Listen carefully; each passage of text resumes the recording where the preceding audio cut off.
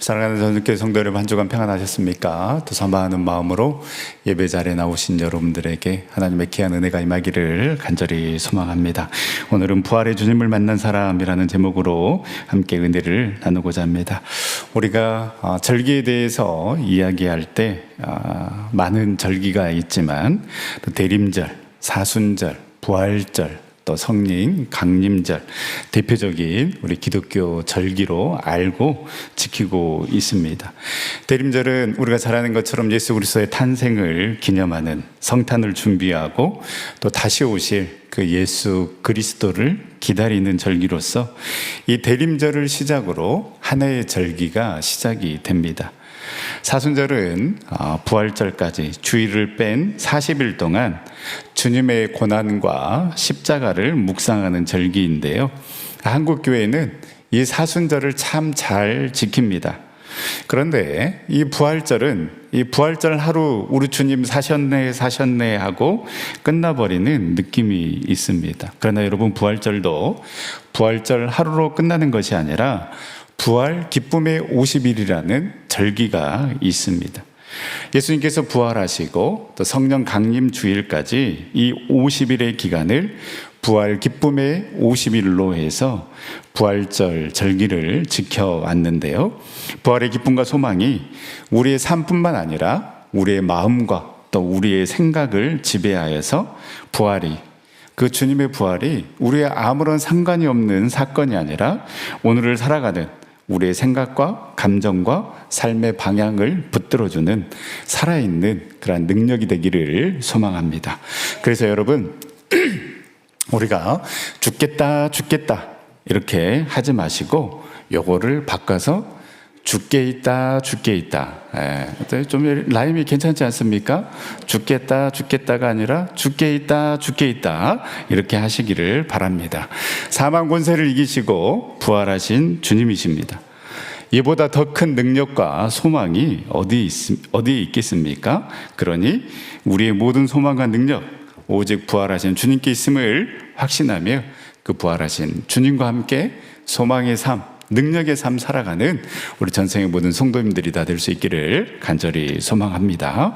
그렇다면 여러분, 이 부활의 소망과 능력은 단순히 주님이 부활하셨습니다라고 알고 있는 것으로 끝나는 것이 아니라 우리의 삶 속에서 변화로 나타나야 되지 않겠습니까? 그래서 부활을 믿는다라는 것, 부활의 능력이라는 것은 그 주님의 부활을 우리가 믿음으로 말미암아 우리의 생각이 바뀌고 마음이 바뀌고 가치관이 바뀌고 삶의 방향이 바뀌는 것을 의미합니다.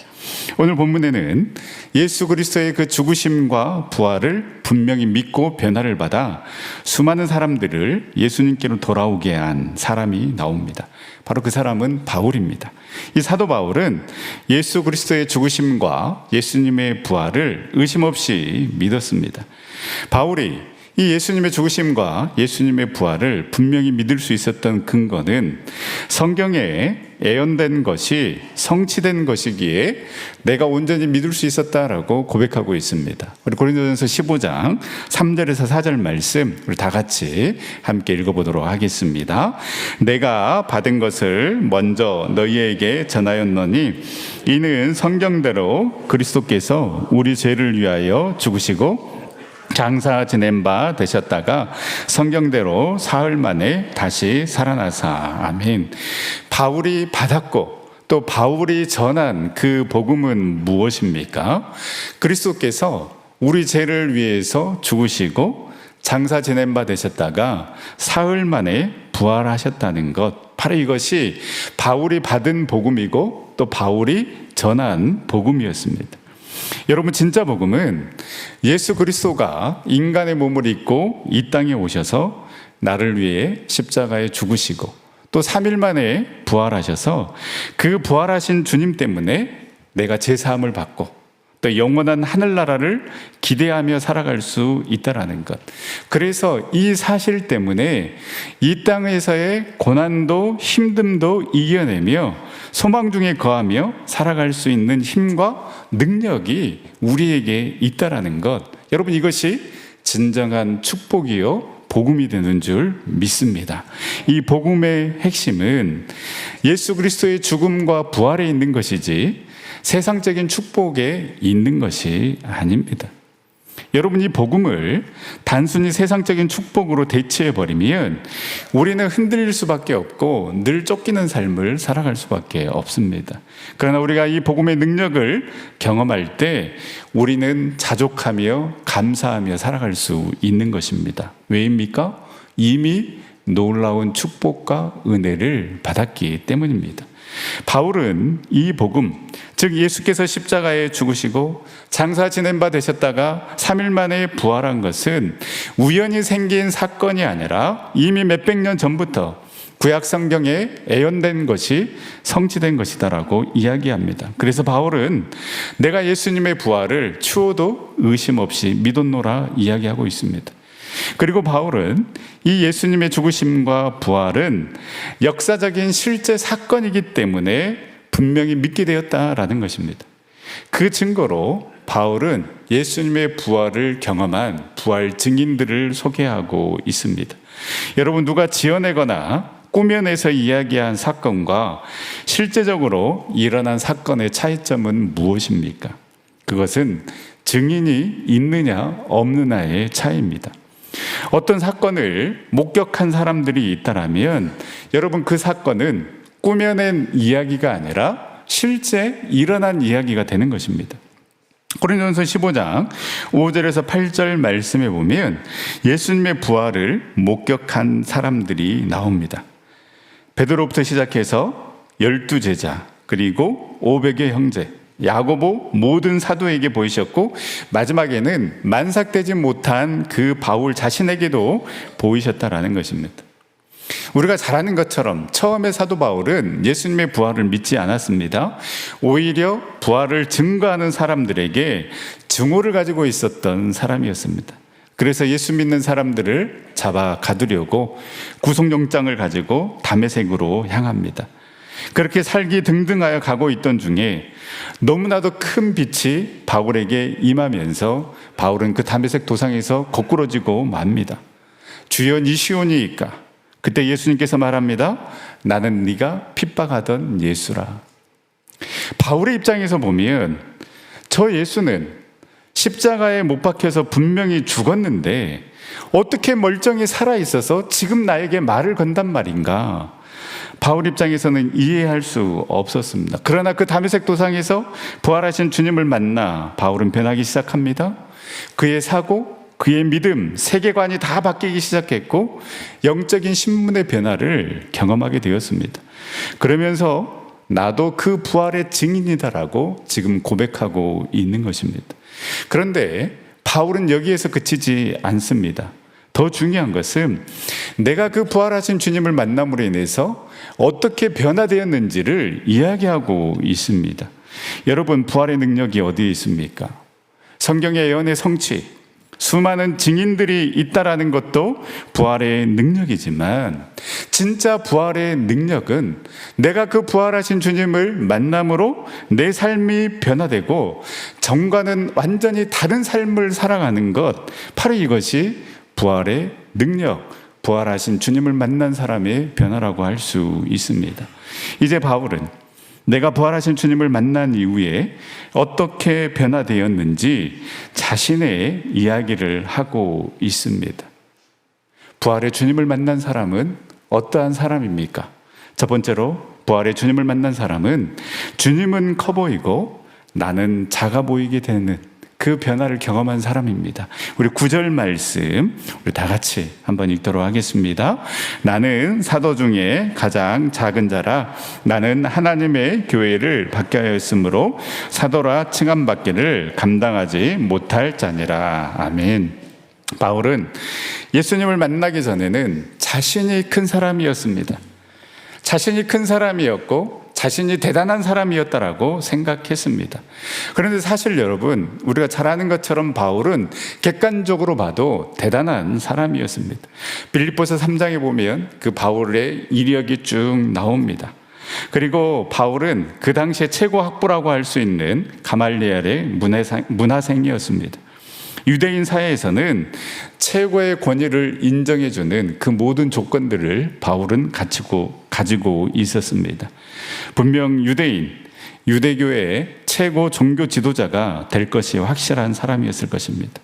그러니 자기가 얼마나 커 보이겠습니까? 그리고 다른 사람들은 얼마나 시시해 보이겠습니까? 자기는 율법을 잘 알고 잘 지키는데 다른 사람은 율법을 지키지 않습니다. 형편없어 보입니다. 그래서 예수 믿는 사람들을 핍박하는 것이 하나님을 위한 열심이라고 생각했던 바울이었습니다. 그러나 바울은 부활하신 주님을 만나고 나니 자신이 얼마나 작고 보잘것없는 사람인가를 인정할 수밖에 없는 것입니다. 예수님을 핍박했던 자신이 한없이 작아지기 시작했습니다. 그래서 그는 8절에 만삭되지 못하여 난 자라고 이야기합니다. 그리고 9절에는 나는 사도 중에 가장 작은 자다라고 고백하고 있는 것입니다. 여러분, 예수님을 알면 알수록, 그 예수님의 사랑을 깨달으면 깨닫게 될수록 여러분, 나는 더 작아지고 낮아지게 되어 있습니다. 여러분, 누가 예수님을 잘 믿는 사람입니까? 여러분, 누가 진정으로 부활하신 주님을 만난 사람입니까? 그 부활하신 주님 앞에 나는 작아지고 나는 죽고 오직 예수 그리스도만 높이는 사람, 바로 그 사람이 진정 부활하신 주님을 만난 사람입니다. 울산 대형교회에 조은 목사님이 계시는데요. 제가 이렇게 이제 쇼츠를 보는데 한 영상이 떠서 그 영상을 아주 인상 깊게 봤는데요. 출처를 정확하게 밝히고 저도 한번 해보도록 하겠습니다. 이 목사님께서 이 89년, 90년도에 이제 총신 신대원을 다니셨는데 그때 이 설교학을 가르쳤던 목사님이 설교를 하시면서 다음과 같은 행동을 하셨다고 합니다. 내가 하나님 앞에서 낮추면 하나님이 나를 높이십니다. 그런데 내가 높이면 하나님이 낮추십니다. 라는 이 행동을 하셨는데 36년이 지났는데 아직도 그 목사님의 행동이 눈에 선하다라는 것입니다. 그렇습니다, 여러분. 주님 앞에서 우리가 그 주님의 은혜로 낮아지면 하나님께서 우리를 높여 주실 줄 믿습니다. 오늘 사도 바울의 고백처럼 우리도 부활하신 주님을 만났기 때문에 그 주님 앞에서 나를 드러내는 것이 아니라 그 주님 앞에서 나는 작아지고 오직 우리 주님만 높이는, 오직 우리 주님께만 영광 돌리는 삶을 살아가는 우리 전생의 모든 성도님들이 다 될 수 있기를 간절히 소망합니다. 두 번째로, 부활의 주님을 만난 사람은 모든 것을 하나님의 은혜로 고백하게 됩니다. 우리 10절 말씀 다 같이 한 목소리로 읽겠습니다. 그러나 내가 나 된 것은 하나님의 은혜로 된 것이니 내게 주신 그의 은혜가 헛되지 아니하여 내가 모든 사도보다 더 많이 수고하였으나 내가 한 것이 아니요 오직 나와 함께 하신 하나님의 은혜로라. 아멘. 사도 바울은 고백합니다. 나의 나 된 것 오직 하나님의 은혜로 된 것이며 그 은혜는 결코 헛된 것이 아니다라고 고백하고 있습니다. 예수님을 만나기 전 바울은 어떤 사람이었습니까? 본인이 고백한 것처럼 바울은 비방자요, 박해자요, 폭행자였습니다. 그런 그가 예수 그리스도를 만나 예수 그리스도를 주로 고백하고 예수님의 사도가 되어서 복음을 전하는 자가 되었습니다. 그리고 오직 그 예수 그리스도를 얻기 위해서 자신이 가지고 있는, 자신이 자랑할 수 있는 그 모든 것들을 배설물로 여겨버리고 예수 이름이 가장 존귀하게 되는 것을 기뻐하는 사람으로 변하게 되었습니다. 그래서 사도 바울이 각 교회에 보낸 서신서에 가장 많이 등장하는 단어가 바로 은혜입니다. 그에게 모든 것이 은혜였습니다. 은혜 아니고서는 설명되어 줄 수 없는 사람이 바로 바울이었습니다. 이 고백이 우리의 고백이 되기를 소망합니다. 나를 나되게 하는 것이 하나님의 은혜가 아닌 다른 것으로 나를 설명하고 다른 것으로 나를 드러내기를 원한다면 여러분, 우리는 그것이 목적이 되어버린 삶을 지금 살아가고 있는 것입니다. 돈으로, 물질로 나를 드러내기를 원하고 있습니까? 내가 어느 자리에 오르는 것, 어떤 명예를 가지는 것, 또 뭔가를 소유함으로 이러한 것들이 나를 나타내는 것이 되고 나를 증명하는 것이 되기를 원하십니까? 그렇다면 여러분, 우리는 아직 부활하신 주님이 아닌 다른 것을 주인 삼고 있는 것이며 주님보다 다른 것을 더 사랑하고 있는 것입니다.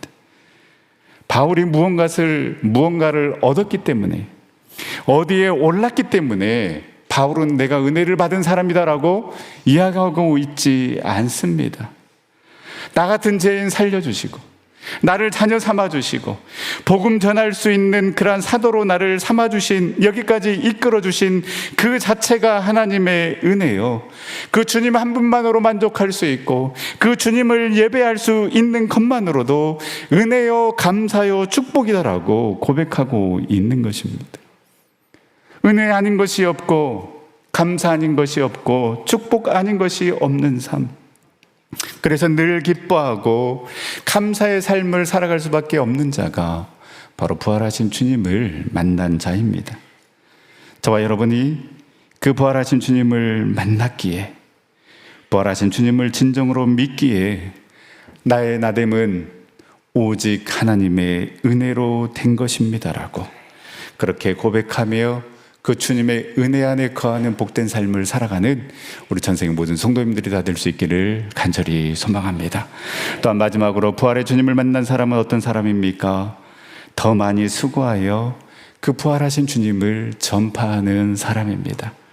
10절 중반절 이후에 보면 내가 모든 사도보다 더 많이 수고하였으니 내가 아니요 나와 함께 하신 하나님의 은혜로라.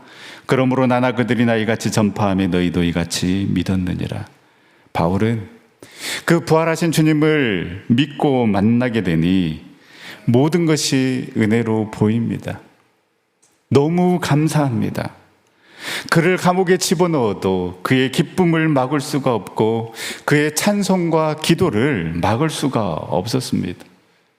나를 불러주시고 나를 자녀 삼아주시고 나를 사도로 사용하신 그 주님의 계획하심과 섭리가 너무나도 놀랐기 때문에 그 은혜를 받은 자로서 그는 복음을 전하지 않고서는 견딜 수 없는 자가 된 것입니다. 그래서 바울은 어떠한 고통과 고난이 온다 할지라도, 그 핍박이 온다 할지라도 복음 전하는 것을 포기할 수 없었습니다. 그래서 그는 고린도후서 11장에 고백합니다.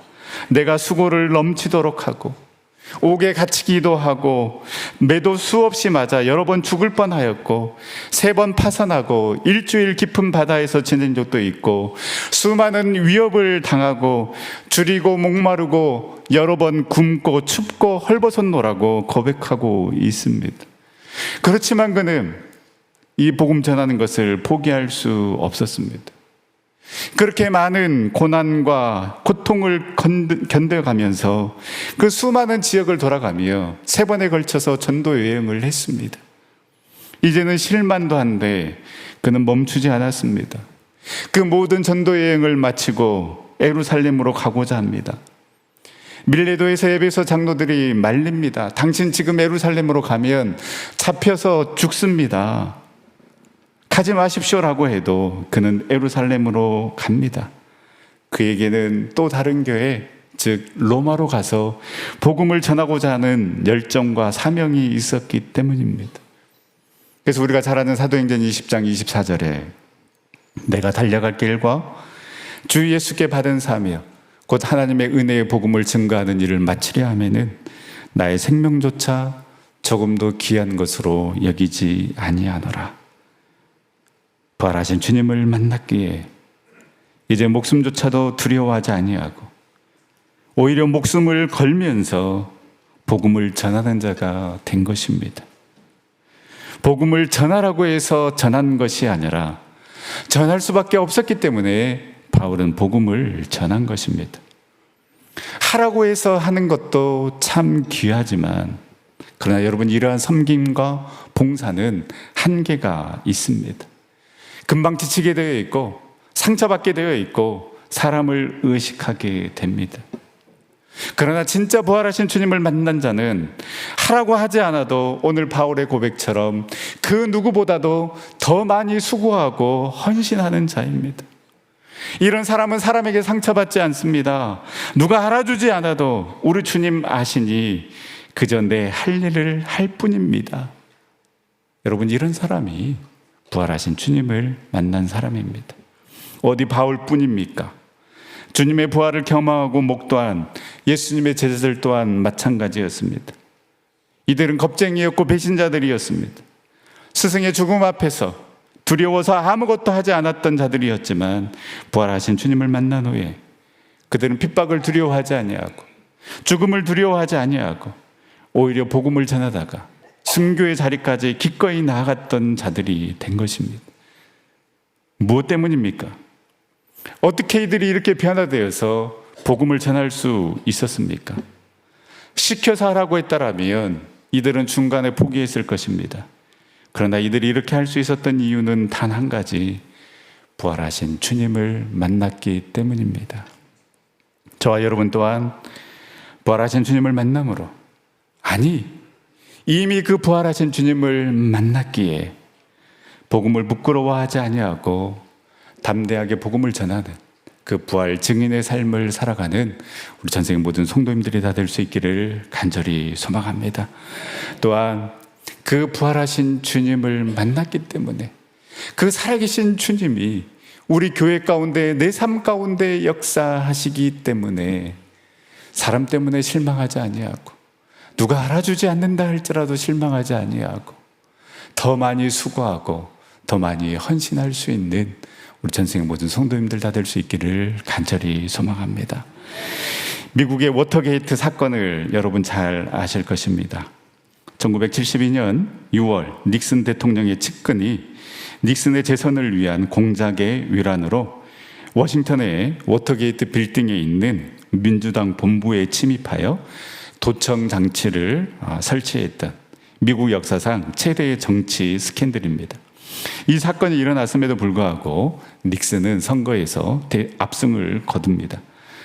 대수롭지 않는 사건으로 모두가 이겼던 것입니다. 그런데 누군가가 워싱턴 포스트 기자에게 제보를 해오고 이 사건을 집요하게 추적해오자 닉슨은 사건 은폐 음모를 꾸미는데요, 여기에 최고의 법률 자문단 10명이 꾸려집니다. 난다 긴다 하는 그 변호사들로 구성이 되고 닉슨은 이들에게 엄청난 권한을 줍니다. 여러분, 최고의 엘리트들이 모여서 법을 너무나도 잘하는 그 10명의 법 전문가들이 모여서 이 사건 하나 은폐하는 것 얼마나 쉽겠습니까? 그러나 그들의 시도는 불과 18일 후인 4월 8일에 무참하게 깨어져 버리고 말았습니다. 모두 완벽하게 말을 맞추었음에도 불구하고 개별 조사를 받는 동안 서로의 진술이 일치되지 않았기 때문이었습니다. 결국 모든 것이 사실로 밝혀지고 이 배후에 닉슨이 있었다는 것이 밝혀지면서 미국 대통령 최초로 임기 도중 파면당하는 대통령이 되고 맙니다. 이 워터게이트 음모의 주역 중 하나였던 찰스 콜스는 훗날 그에 져서 본 어게인에 이런 고백을 했습니다. 최고의 지성인이요 법률 전문가들이 치밀하게 꾸민 거짓이 18일을 넘기지 못하고 들통이 날 정도인데 2000년 전 갈릴리의 무식한 어부 출신의 제자들이 만약 거짓으로 자기들의 스승 예수의 부활을 꾸며내었다면 그들의 각본이 얼마나 엉성했겠으며 무서운 죽음의 위협과 협박 속에서 그 엉성한 거짓 각본이 어찌 2000년이라는 시간과 공간을 초월하여 오늘까지 지켜질 수가 있었겠습니까? 찰스 콜스는 감옥에서 부활하신 예수님을 만나고 새 사람으로 태어났고 감옥에서 본 어게인이라는 책을 썼습니다. 학식이 없는 갈릴리 어부 출신의 제자들이 증거한 예수 부활의 증언이 2000년 동안 깨어지지 아니한 것은 그것이 진실이었기 때문입니다. 여러분, 진실은 미사 요구를 필요하지 않습니다. 진실은 진실 그 자체로 변함없이 존재하는 법입니다. 예수 다시 사심이 진실이었으므로 제자들은 그 진실을 위하여 목숨을 걸 수 있었습니다. 다시 사신 주님, 그 부활하신 주님을 두 눈으로 똑똑히 배웠으므로 그들은 원형 경기장에서 사자의 밥이 될지언정 주님께서 다시 사셨고 지금도 살아계신다라는 그 진실을 외칠 수밖에 없었습니다. 말씀을 마치겠습니다. 사도 바울은 고린도전서 15장 19절에서 다음과 같이 말합니다. 만일 그리스도 안에서 우리가 바라는 것이 다만 이 세상의 삶뿐이면 모든 사람 가운데 우리가 더욱 불쌍한 자이니라. 그렇습니다. 여러분, 부활의 소망이 없다면 우리는 모든 사람 중에 가장 불쌍한 사람이 될 것입니다. 그런데 여러분, 더 불쌍한 사람은 주님께서 부활하시고 주님께서 살아계시는데 이 부활 신앙을 가지지 못하고 두려움과 걱정 가운데 살아가는 사람들일 것입니다. 사랑하는 전성교 성도 여러분, 오늘 바울의 고백처럼 우리가 부활하신 주님을 만났기 때문에, 그 부활하신 주님이 여전히 내 삶 가운데 역사하고 계시기 때문에 나는 작아지고 나는 죽고 오직 주님만 높임을 받고 주님께만 영광 돌리는 삶을 살아갈 수 있기를 간절히 소망합니다. 또한 주님의 은혜가 아니고서는 그 설명되어질 수 없는 은혜의 사람, 그래서 내가 누리고 있는 이 모든 것 주님의 은혜입니다라고 하나님의 은혜로 된 것임을 고백하는 삶을 살아가는 우리 전생의 모든 성도님들 다 될 수 있기를 간절히 소망합니다. 그리고 그 부활하신 주님을 만났기에 이제는 그 부활하신 주님 세상 끝날까지 증거하며 고백하며 전하며 그 어떤 사람들보다 더 많이 수고하고 헌신하며 주님의 일을 감당하는 우리 전생의 모든 성도님들이 다 될 수 있기를 간절히 소망합니다. 우리 하나님께 찬양하며 기도 자리로 나아갈 때에 그렇습니다. 은혜 아니면 살아갈 수 없는 사람입니다. 그 부활하신 주님을 만났기에 우리의 입술에서 주님의 은혜만을 고백하게 하여 주시고 그 힘과 능력으로 내 있는 삶의 자리에서 예수 그리스도의 복음을 전하며 향기를 드러내는 삶 살아가게 하여 주시옵소서. 우리 함께 결단하며 고백하며 찬양하며 나아가도록 하겠습니다.